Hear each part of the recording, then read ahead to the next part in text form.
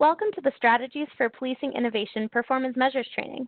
We appreciate you taking out your time of your busy schedule to learn more about SPI's performance measures and how to report them in the PMT system.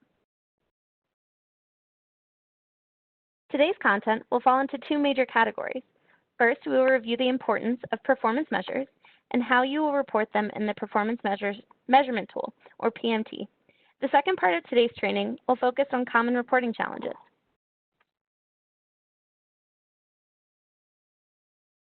At the end of the training, you should walk away with a better understanding of why BJA requires you to report performance measures and how we use this information.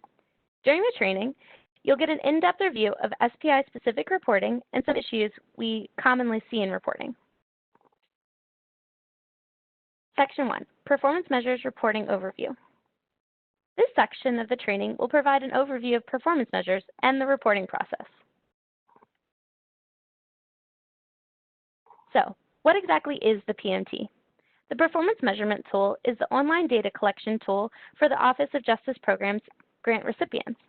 It is structured as an online questionnaire and is available year-round. The PMT contains a lot of information and tools to assist you in your reporting. So let's take a look. This table outlines the types of data you'll be reporting each reporting period. When your reports are due in the PMT, whether you also need to upload your reports into the GMS. As you can see from the alternating values under the second column, you'll only report on the narrative questions in January, July, and during your last reporting period of grant activity, regardless of where that falls on the schedule.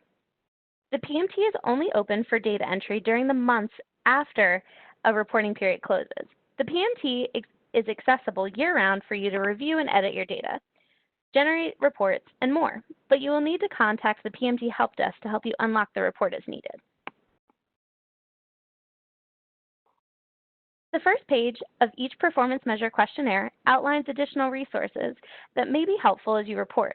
It includes reminders about the programs, goals, and objectives, and lists contact information for the PMT Help Desk and state policy advisors if you need to reach out with any questions.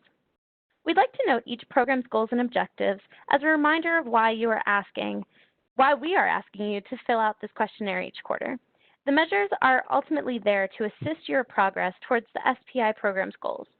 For more information, please use the link on this slide to review specific SPI reporting requirements or for the contact information to reach out to the PMT Help Desk. We also have a reporting tip on this slide. Some grantees find it easier to track the required data outside of the PMT in smaller time increments, maybe by week or by month, and then add it all together when it comes time to report in the PMT. We strongly encourage you to use whatever approach makes it easiest for you to report your totals each reporting period. This graphic introduces the variety of types of performance measures we use to track progress towards SPI's goals and identify areas for improvement. Inputs refer to program resources like grant funding. Activities are the actions that convert inputs to outputs that eventually result in measurable progress towards the program's goals.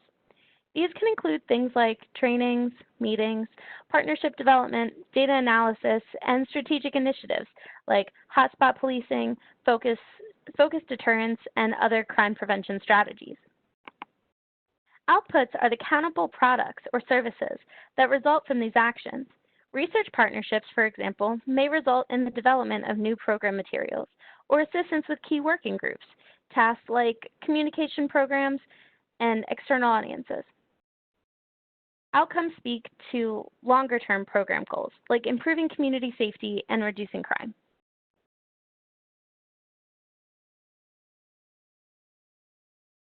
Performance measurement benefits both BJA and its grantees.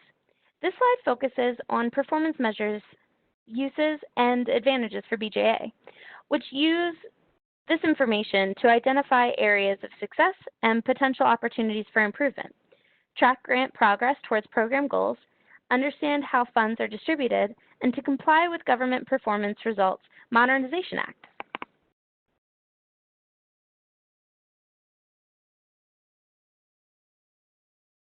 Grantees can use performance measures to accomplish many of the same goals, like identifying areas for improvement to focus internal efforts, proactively request assistance to address challenges, and develop evidence of program progress that can be used to enhance advocacy and sustainability.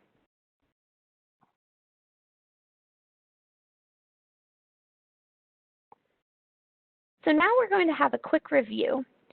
In a moment, you'll see the polling box pop up on the right side of your screen. We want to check what you've learned so far. So take a minute and respond to these questions on the right side of your screen. How many days after the closing of the reporting period is your PMT report due? How do performance measures help grantees? Go ahead and click the response you think is correct and hit submit.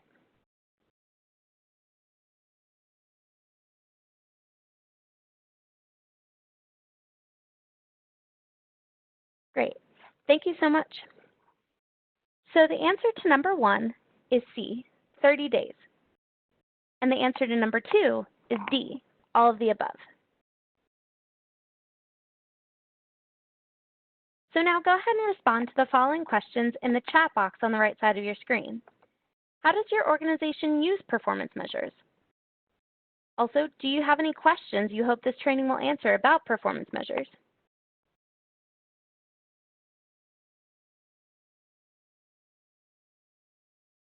While you guys go ahead and submit your responses to these questions, we're going to go ahead and move on. So section 2, common reporting challenges. The next section will review common reporting challenges that we've seen. To introduce this section, we'd like to share some information about BJA and how they identify common challenges and seek to improve data quality. BJA's Planning, Performance, and Impact team assesses data consistency and accuracy and reaches out to grantees with potential issues. Program grant managers also play a role in enhancing performance data quality through site visits where they identify documentation to verify PMT data entries for major activities.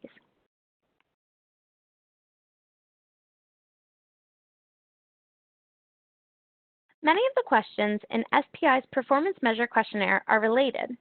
During the data verification process, analysts examine related questions to ensure sites are reporting consistently.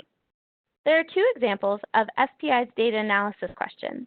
If you report conducting data analysis, you should also report analyzing at least one data source in the next question.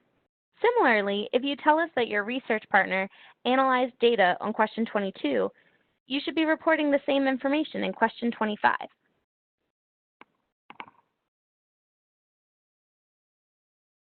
Some questions include embedded relationships, where one part of the question may be a subset of another. Question 8 is one example. It asks for the number of current full-time sworn officers with general arrest powers as of the last day of the reporting period. Of those, number of sworn positions proposed to receive body-worn cameras as part of the grant funding.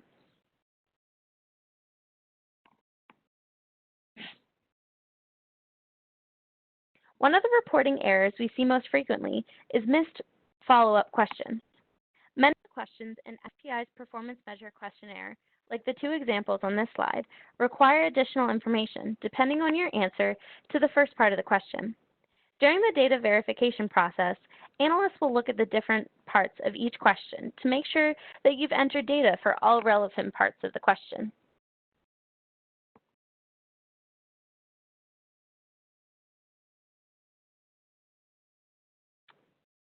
Now let's quickly review common challenges with defining goals and objectives and offer a few tips. It is important to write well-defined goals and objectives to clarify your priorities and highlight criteria for success. The SMART graphic walks users through important dimensions of good goals and objectives.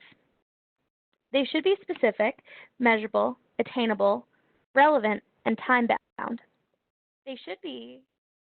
We recommend that you evaluate your goals twice a year to determine whether they should be updated and use data to drive this process.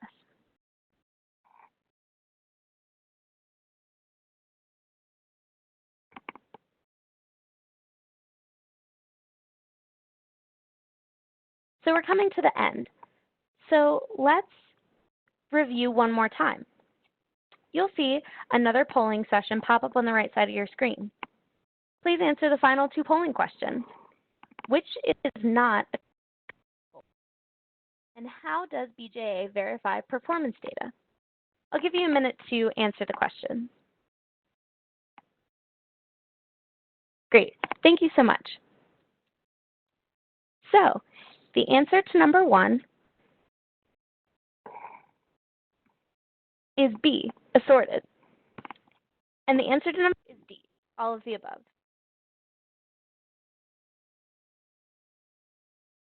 Here's the BJA PMT Help Desk contact information. Our office hours are Monday through Friday, 8:30 a.m. to 5 p.m. Eastern Time, except on U.S. federal holidays when we are closed. We strive to return everybody's email and phone call within 24 hours, so please don't hesitate to leave a voicemail or email, even after business hours. We're going to leave the webinar open for 5 to 10 minutes so you can download any handouts attached and use the Q&A box if you have any questions. A recording of today's training and other materials and resources will be posted online. On behalf of BJA and the PMT team, thank you for your time, dedication, and hard work. This concludes the recorded session of the presentation.